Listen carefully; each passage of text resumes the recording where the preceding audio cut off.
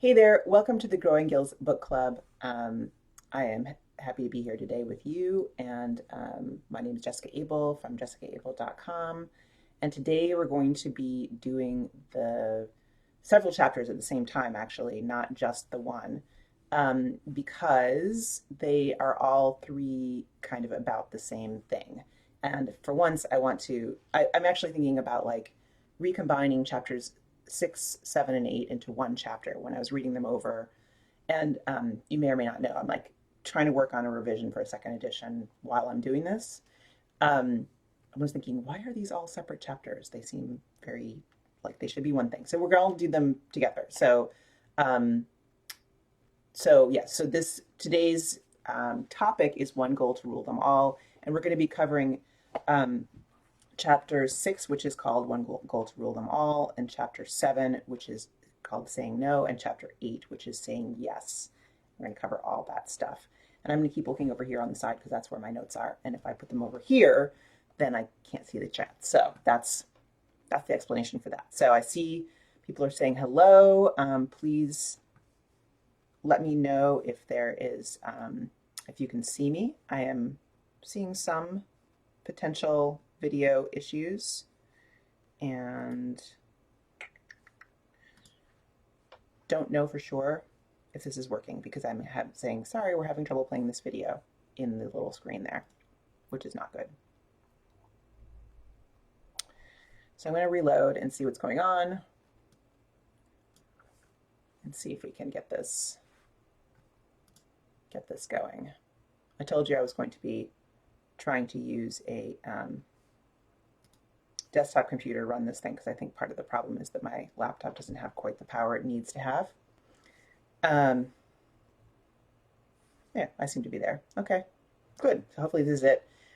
In the comments, please just make sure to let me know that you can see and hear me and everything's fine. Okay, video looks good for me. Awesome. All right, I'm going to carry on. And if things go weird with the video, hopefully the audio will come through loud and clear, and we'll just roll from there. So today we're going to be talking about choosing one goal, and this is a super hot topic for the Creative Focus workshop for students, for everybody, where people are constantly asking how and why. Like, everybody feels like we all have so many ideas. We all have so much stuff going on. Like, how can we possibly choose one goal? What is the point of that? Like, it just seems like pointlessly cruel to make you kind of narrow things down. But so I want to start off today by giving you a little bit of context, a little bit of understanding of like why you would choose one goal. And if you've read chapters 6, 7, and 8, you will know some of this stuff already, but I just want to reiterate and make extra clear like what the stakes are in terms of choosing one goal. So large scale, like sort of top level, what we're doing right now today with choosing one goal is moving in the creative engine framework. We're moving from the collect phase. So all of part 1, What's Stopping You, is about collecting things about your life, data about your life, which is why I said, and I'm going to say again, that it's very, very important to just allow yourselves to collect what is sort of immediately available to you and come back to it and go deeper into that collection phase later on. As you come back to it, as you need it, you can go back and like sort of add to all of that stuff. So if you're feeling behind, number 1, there's no behind because you are where you are, and that's fine. But number 2, just continue forward and just like keep rolling, like keep going with this thing, and don't let that stop you. That's essentially what I want to say with that. So the second phase of the creative engine is decide, and decide is a phase that gets skipped more often than not, I have to say. People tend to go straight from the collect phase, where you're gathering data and sort of doing research and all that other stuff. If you don't stay there forever, and some people really like to stay there and stay there a really long time, what can happen is that you just skip straight from that into action, into the act phase, which is the third phase of the creative engine. So you're in collect, and you get all your stuff together, you do your research, you do whatever, and you go straight into act, and you can't understand why when you get to act, you can't just sit down and do the thing as you sort of imagine in your mind is going to happen. And the reason tends to be tied up with the decide phase getting skipped, where you haven't actually thought about what's most important, what's the, you know, what's your highest priority. And I'm seeing some comments coming in about not having read 3 chapters. Totally fine. You're not going to miss anything. It's not going to be like a huge deal. You can read it after the fact, and you'll get everything you need out of it. So don't worry about, like, I didn't tell you I was going to do this because when I was reading the chapters over the weekend and Friday, I was thinking, oh, these really need to be one thing. You know, it's fine. So as long as you've read chapter 6, or even if you haven't read chapter 6, but if you've read chapter 6, you get the basic idea, and we're going to go from there.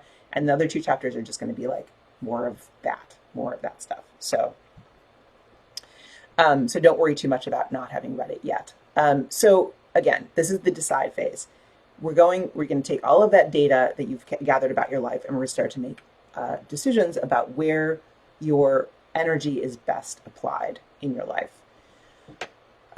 So rereading this chapter,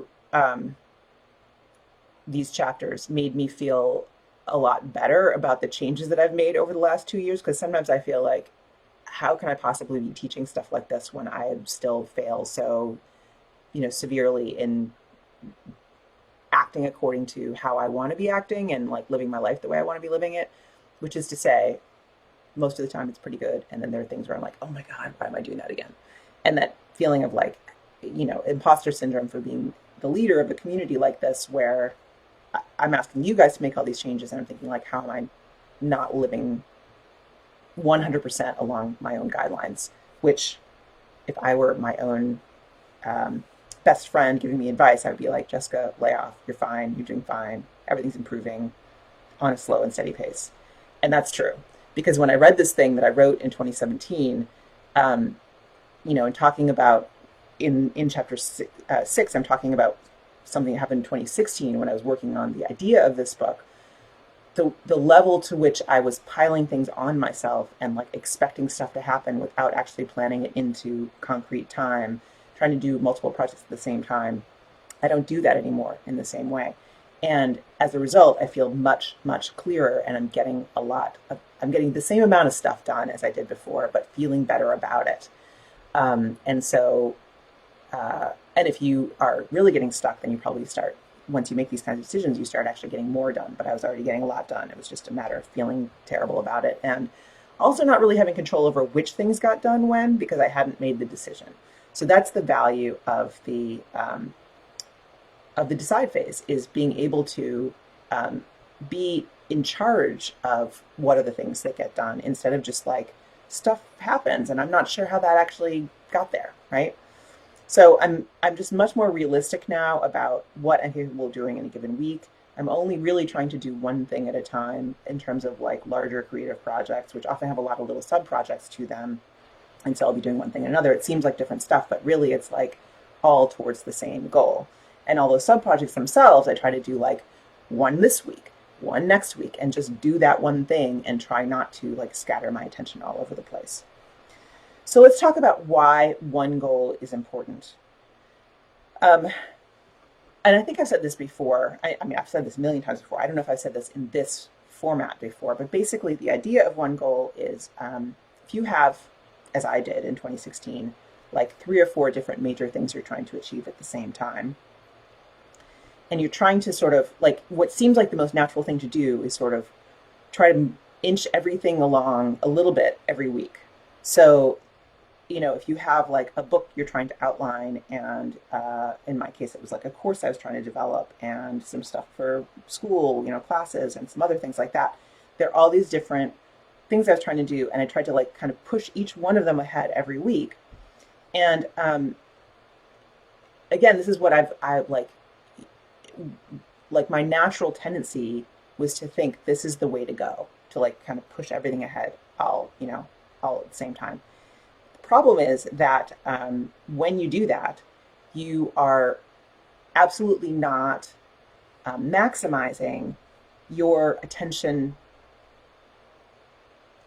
like your ability to apply attention, right? So every time you switch from one thing to another, we talked about this in the past, you have context switching costs. So if I was saying I want to outline my future book, Growing Gills, which was not called that at the time, that's one kind of task. And then another kind of task is, and I want to, rewrite the curriculum for the Creative Focus workshop.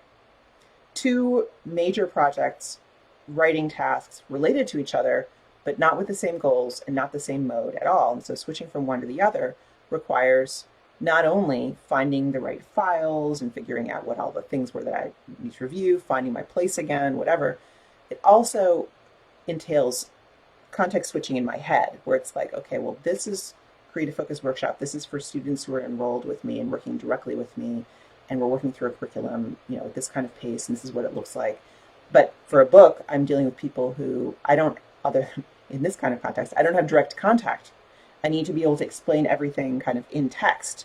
There's an entirely different way I need to approach that. And that switch from one to the other is like really painful and takes time. And that time and attentional difference is crucial. Also, if I was like, say, working on a new curriculum for CFW, which I'm not, by the way, not now. We're talking about this period of time that's described in the chapter, in chapter 6. The challenges that students are facing that I need to help them overcome, the stuck points that they're at, like those are things that I need to address kind of one by one, and I need to understand how they fit together, because if you have a curriculum and people are going through a curriculum in a certain order, you need to be thinking about like, how does this connect to that? Like, how are these things all hooked together? And that requires holding it all in my head and understanding how the things fit together. So you also have this problem where you lose the thread of your sort of internal conversation if you're switching tasks back and forth, and especially if you're switching to like things that are much more different, like working on Trish Trash at the time. So Trish Trash to Creative Focus Workshop, those are very different projects, and I need to like regain the thread of who's Trish and her character, and how do I draw her, and who are the other people, and all of the team members who I always forget all their names, and all that other stuff, right? So switching back and forth, context switching, but also like then I have to like drop one thing completely, and when it's dropped, like neither one of those things is something that's present in my subconscious when I'm not working, because I'm still trying to juggle them both and focusing on juggling them both. So you really lose an enormous amount of non-conscious computing power in your brain when you're switching projects all the time. So that's why when you're working on just one thing and you stay on that one thing throughout the week, throughout the month, you don't just regain context switching time, you also gain non-conscious thinking time.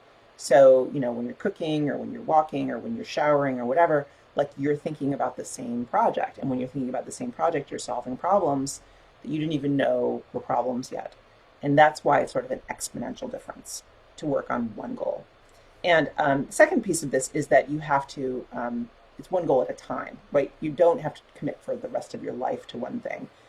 That said, I do think the more you put into a given medium, subject matter, topic, whatever, the more richness comes out of it, and the more the greater the work you can make in that area. And so just concentrating, period, niching down and doing one kind of thing, I think is very recommendable, even if you would, in an ideal world, love to be doing many, many different things. Like actually doing that, like really allowing that passion to grow is really, really important.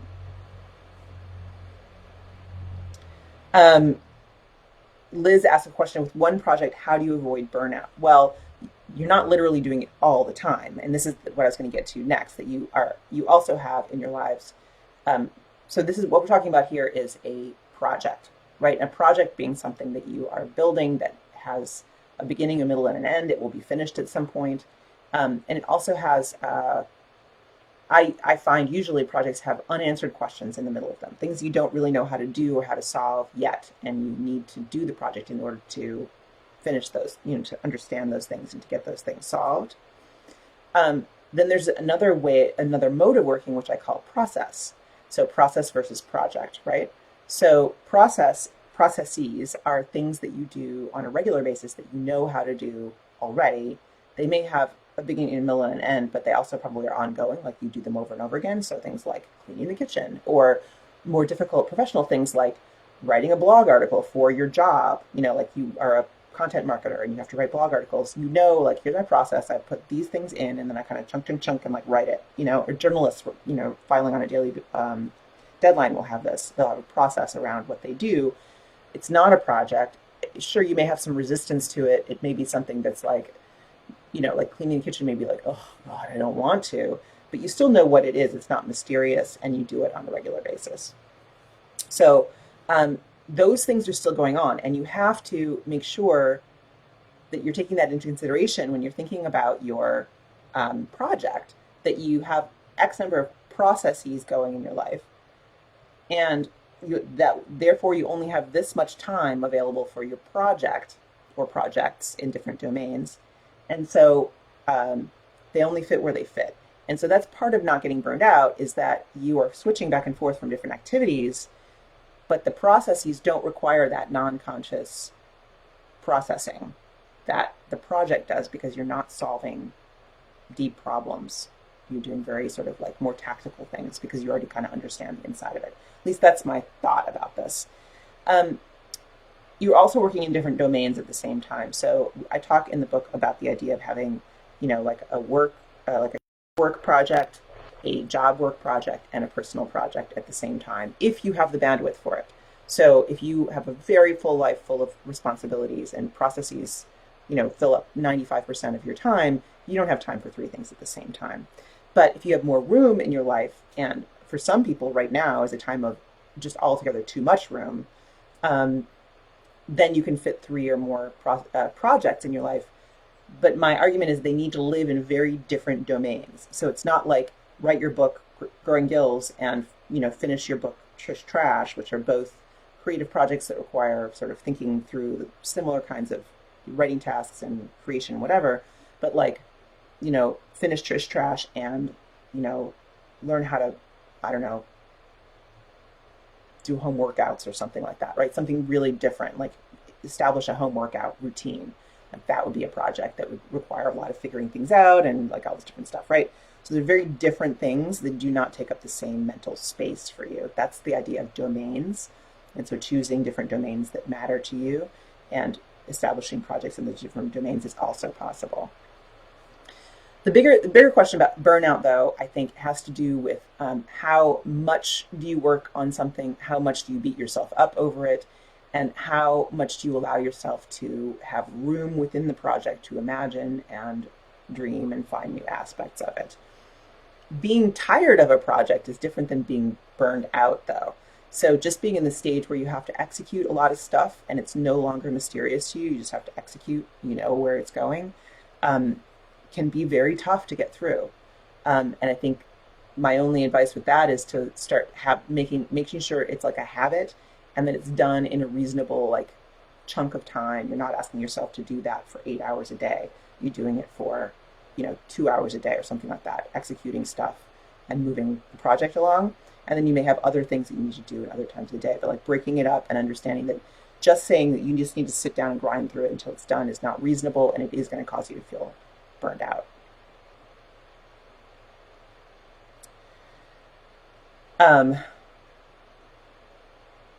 So Lisa, you're saying, what if your projects involve the overlap of several areas, science, writing, and art, for example, and also both writing and making art? I mean, sure, they can overlap all kinds of things. That's fine. But is the project a project? Does it have an edge around it? Like, can you finish the project no matter what kind of different interests it brings in? I'm not suggesting that you need to only use one, like, input into the project, but that the project itself is organized around a series of ideas, different media you need to use, whatever it is.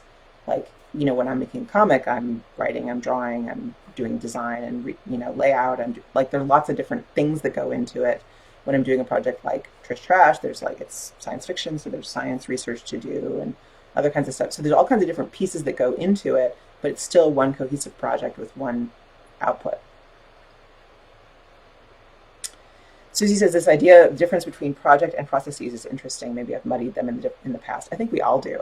And we muddy them in the moment too. And even the stage of a project that I was just talking about, where you you've worked out the mysteries and now you have to execute and like get it done. Uh, that is more process like than project like. Like, even though you will finish for a period of time, you are like, as a cartoonist, you're like drawing a page, draw another page, draw another page, you just like endlessly drawing another page, but you already know what's on the pages because you've already done the writing and the design and the, you know, the thumbnails, and you've done all that stuff. You just need to execute. So that becomes more process like, even though it is actually like technically under the product header. Like everything here, there are gray areas and overlaps. So the idea of having everything like strictly in this box or strictly in this box isn't going to work. But the idea of focus and choosing applies across the board.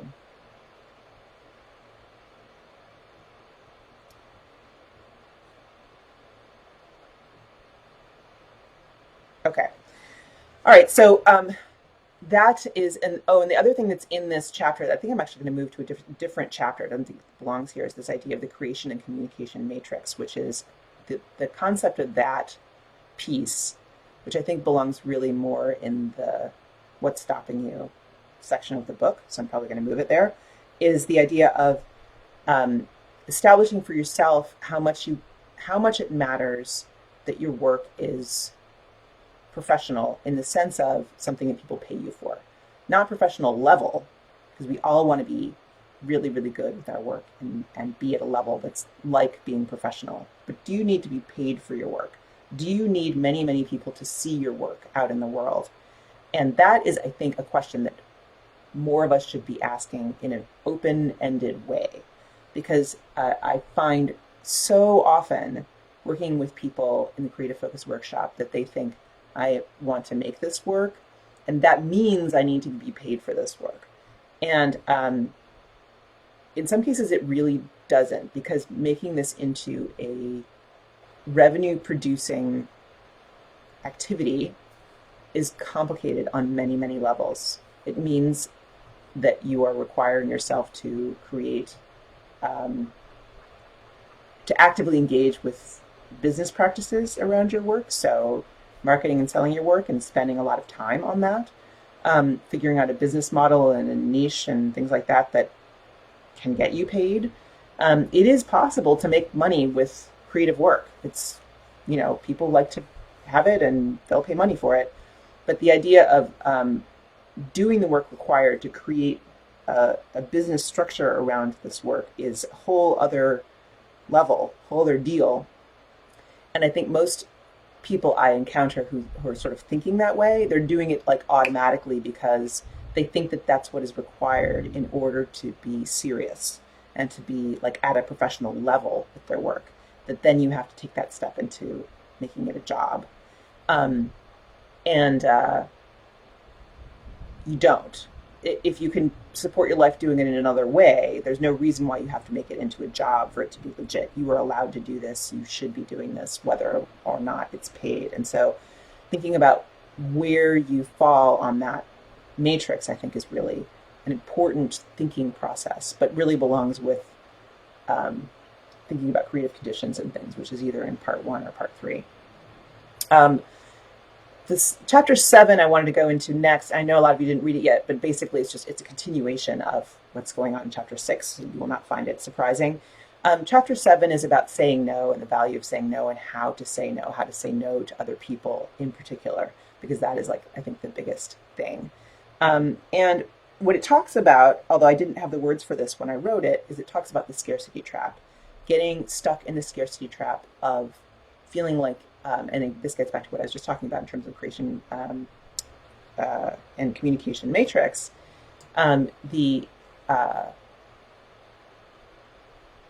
confusion that we have about making money from your work, and when I decided to get involved in being a professional artist, not really thinking through like what that would look like, and especially in the U.S., although this is true everywhere, but especially in the U.S., that and other countries that don't have a social safety net the same way that like France does, for example, that feeling of like panic we have all the time about just having to be on that hamster wheel and just like keep rolling, and make more things and make more things and make more things. That is a scarcity trap, which is not something I've written an article about on my blog, or several articles if you want to look up scarcity on my blog, which I think is very, very useful context for this. And the problem with being on that hamster wheel, making things all the time, is that you don't allow yourself the time for the decide phase of the creative engine. You don't allow yourself to pull back and say, like, is this actually the thing that I need to be doing to move my career forward, even if money's on the table and you have to make money at this thing? Is this the way to do it? Or is this just something I read in a blog and people do? Is this just something that I was doing already, and so I'm just going to do it because I know how to do it? Like, failing to get into that strategic place and saying no to projects that seem initially like a good idea to yourself or to other people is like, that is the gateway to the next level. Like, you have to do that. You have to figure out what to say no to and say no to it. And we were practicing that all the last 2 weeks in the book club. I'm like, say no to that, say no to that, say no to that. Like, there's a reason for that, because that is the biggest piece of this. It's not the yes part, it's the no part. And I have a personal example of this right now, that I'm in the middle of right now, where I am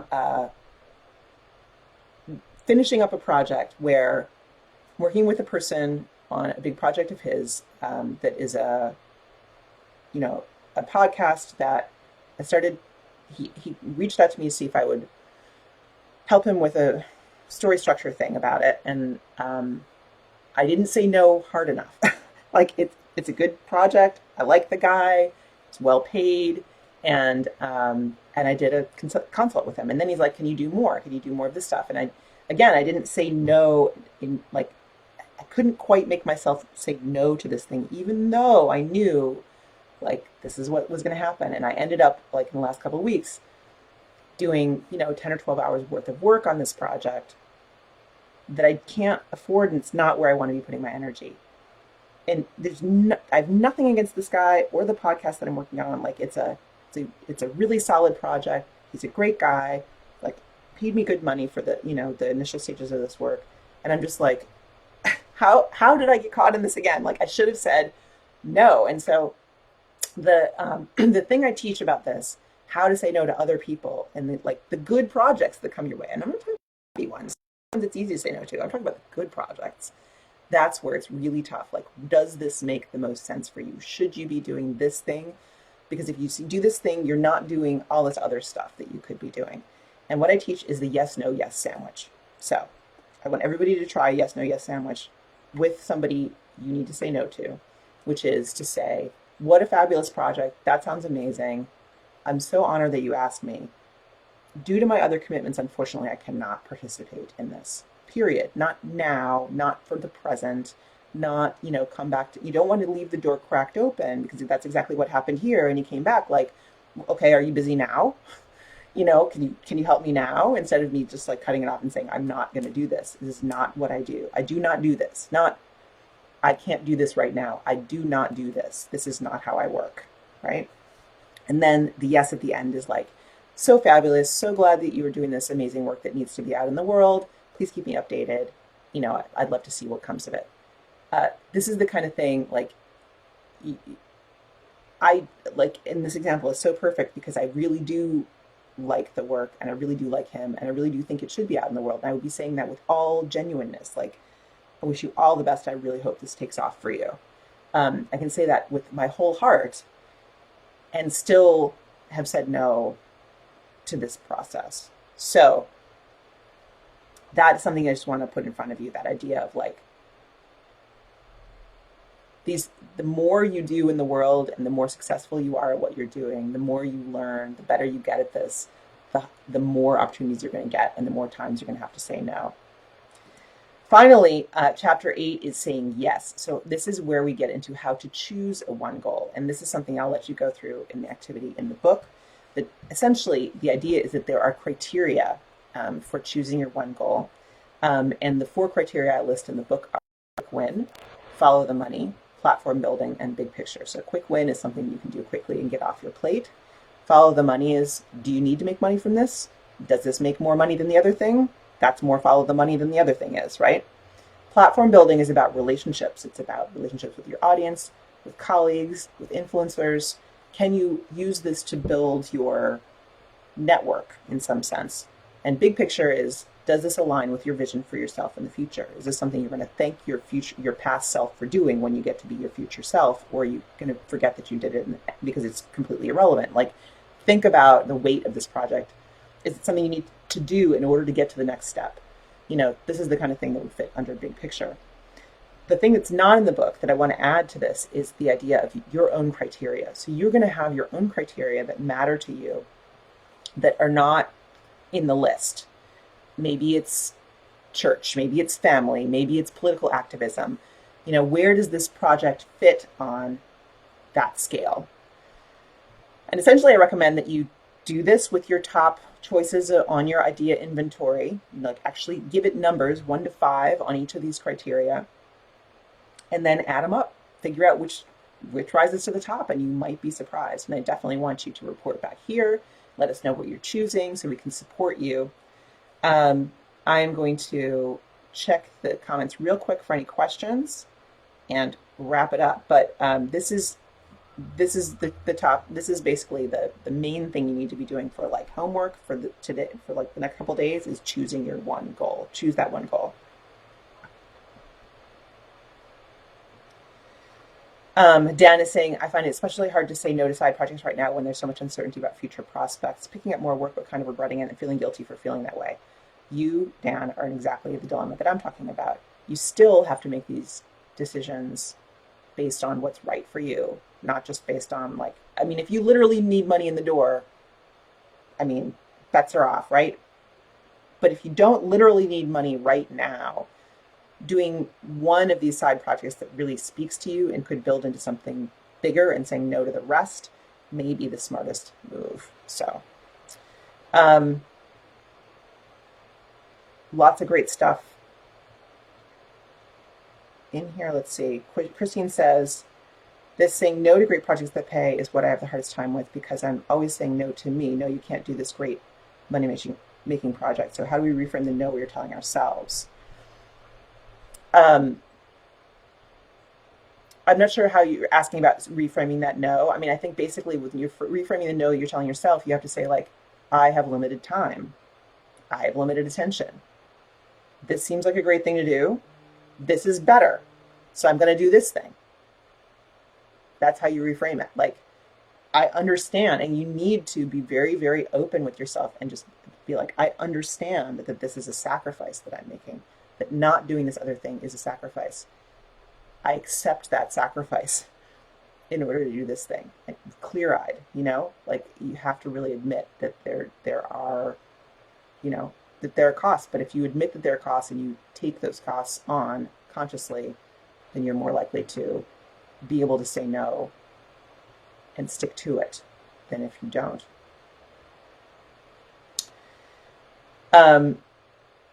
Allison asked, 2 projects in the same area that would do about the good same amount for my careers is a magic question I can use to choose. Well, if you care about them the same amount, then maybe it's are they collaborative? Are the other people, is there somebody who you want to spend more time with than the other person? Is there some other criteria you can add to the question to make a difference between these things? And if not, spin around and put your finger on one and then go with it. Or if you're a rebel, then you can spin around and put your finger on it and go no, not that one, the other one, and then choose that one. But you need to choose one or the other and say no to one and be very clear about that.